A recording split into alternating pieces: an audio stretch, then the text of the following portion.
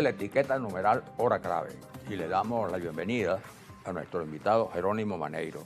Jerónimo es diseñador gráfico, pero es guía de turismo además, ¿no? Nominado al Premio Nacional de Turismo 2025 y nos trae unas noticias bien interesantes. Bienvenido. Sí. Muchas gracias. Bueno, pues se ha dedicado a escudriñar por ahí en sitios insospechados, por decir lo mínimo, sobre este piloto, el que venimos hablando, este piloto que logró, siendo el único, yo creo el único latino en estar al lado en pleno combate del famoso Barón Rojo, ¿no?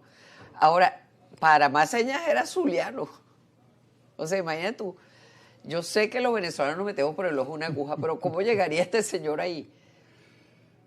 Él llega, nos referimos a Carlos Otto Meyer-Waldau, porque su papá era alemán, el señor Johannes Meyer. Meyer, por cierto, un apellido muy común. Estaba acá como empresario, exportaba café. Entonces llega... En Maracaibo. En Maracaibo, correcto. Maracaibo, estado Zulia. Y llegan a Alemania porque él decide irse con su familia en el año 1907 para Hamburgo. Y allá entonces, Carlos Meyer-Waldau, que había nacido el 21 de abril de 1895, bueno, lo sorprende como a todos, para combatir entonces por el lado... Pero ya él era aviador, ya él era piloto. No, Ah, no. ¿Cómo es el proceso? Él llega, la aviación era incipiente, nace en el año 1903 con los hermanos estadounidenses Wright en Kitty Hawk, Carolina del Norte, por lo que cuando él se convierte en piloto, ni siquiera la aviación tenía 3 lustros, estaba en pañales. Y lo que dominaba era la caballería. Él formaba parte del cuerpo de caballería en 1914. Pero en 1916 muchos alemanes están maravillados por un par de pilotos, uno llamado Max Immelmann y otro de apellido Volke, y comienzan a hacer proezas. Y muchos jóvenes quieren emularlos y van entonces a la Academia de la Aviación en Alemania. Meyer-Waldau está entre esas personas incluidas. Y ahí se entrena entonces. Sí, él se entrena en 1916, pero no comienza de una vez en el escuadrón Jasta 11, que es el escuadrón que es comandado por el Barón Rojo, Manfred von Richthofen, sino que comienza un escuadrón de observación para buscar objetivos. Y le va tan bien que en julio de 1917, un año después, apenas un año de experiencia que tiene, llega a este escuadrón del Barón Rojo. Tiene que haber sido muy bueno, pues una cosa es la aviación deportiva, otra la comercial. Recuerden, estábamos en un periodo de la aviación donde no existían los paracaídas. Sí, y los aviones eran de madera y lona. O sea, había que tener... Y por eso muere el Barón Rojo. Sí, porque al dispararle al avión se viene abajo. Después de haber ganado tanta fama, se convierte en una persona legendaria, con 80 derribos que tuvo jovencito, muere a los 25 años el Barón Rojo. Sí. Es que todos tenían que haber sido muy jóvenes para estar en esa línea. La historia de él fundamentalmente se viene a Venezuela y su vinculación con Maracay, al gobierno de Gómez, porque también se le considera uno de los pioneros de la aviación venezolana. Sí. Hay allí una etapa importante. Sí, hay una etapa importante porque él retorna a Venezuela en 1926 y comienza a trabajar como asesor. Pero después luego, se va haciendo amigo de algunos hijos de Juan Vicente, específicamente de Florencio Gómez, y en el año 1933, tanto tiempo sin volar, lo mandan a Estados Unidos a instruirse, a que se actualice. Pero lamentablemente él fallece ese año.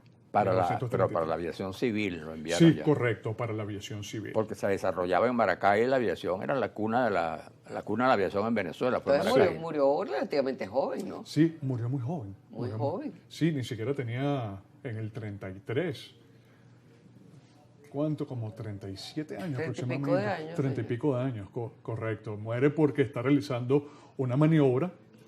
Está con su mecánico, una maniobra llamada Immelmann, y fallece haciendo esa maniobra. Cuando está haciendo la maniobra, se fractura una de las alas, entra en barrena y el avión entonces fallece.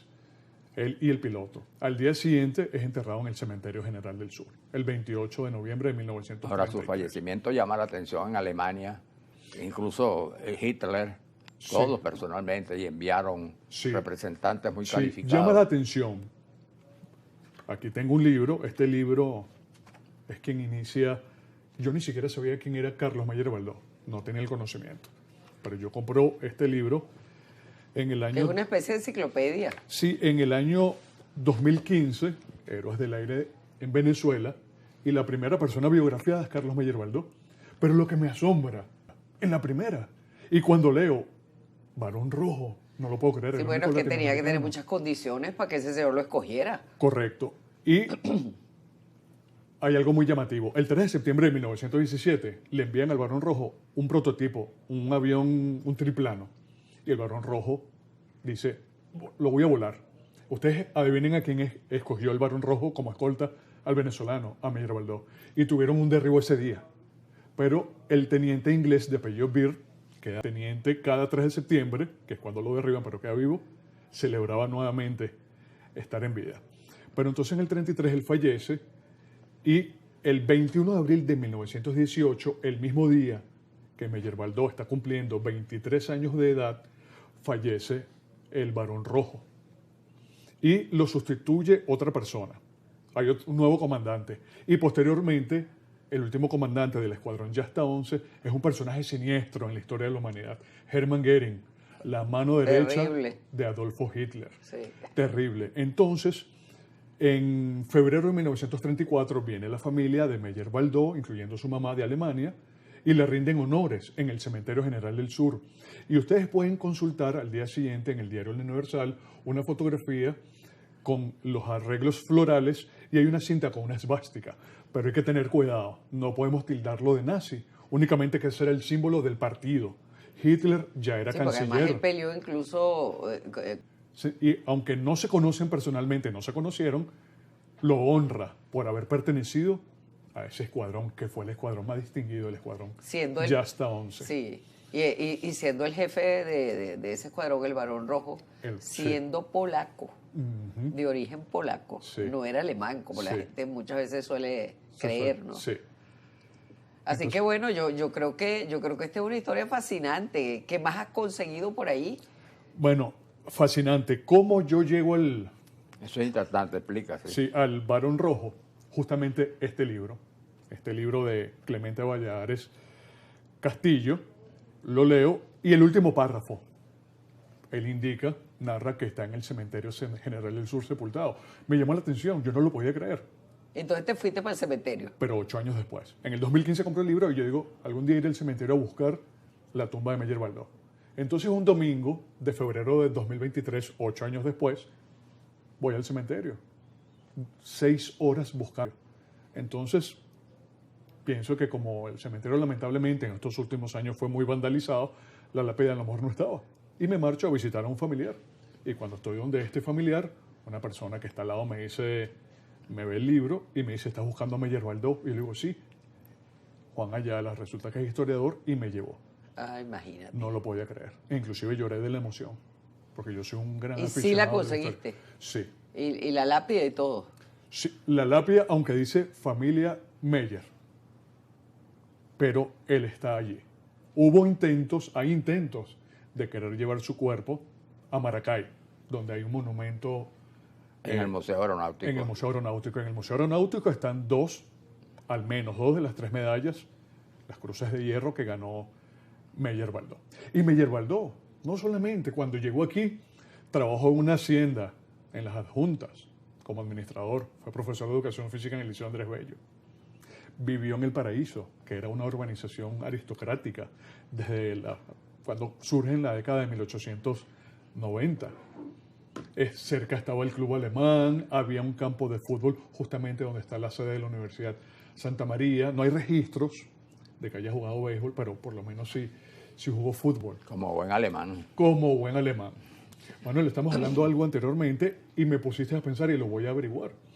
Porque el domingo 29 de enero de 1928 llega a Venezuela la primera persona que cruza el Océano Atlántico sin escala, desde Nueva York, Estados Unidos, a la capital de Francia, que es París, que es Charles Lindbergh. Sí, claro. Charles Lindbergh llega a Venezuela, sobrevuela, ese día estaban inaugurando el Estadio San Agustín de béisbol.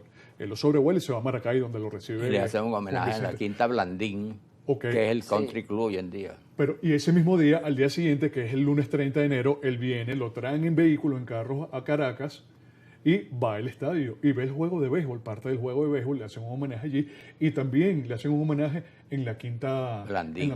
y posteriormente en la mansión Corao, del general Manuel Corao, que vivía en la actual avenida Urdaneta, entre las esquinas de Plaza España y Punceres. Y hay una fotografía y hay videos donde eso está lleno de caraqueños ávidos por ver a Charles Lindbergh. La pregunta es, que me pusiste a pensar y lo voy a averiguar, ¿se habrán conocido? Porque ya estaba en Venezuela Carlos Meyer Baldó, A lo mejor fue alguno de esos araos. posiblemente. Mira, pero Meyer Baldó, esos son dos apellidos que existen en Venezuela y han tenido tradición. ¿Tú sabes de algún descendiente o de alguna biografía sobre él que se haya escrito, porque la merece realmente, ¿no? Sí. Aparte de eso que tienes en ese libro que recoge testimonios de varios pilotos. Sí, este libro recoge testimonio de varios pilotos, pero el autor tiene un libro específico solamente sobre Carlos Meyer Baldó. Ah, ok. Y el año pasado volvió a publicar otro que está en edición digital a la venta en la plataforma Amazon, donde se puede saber de él. Carlos Clemente es biólogo marino, pero es un gran aficionado sobre Meyer Baldó.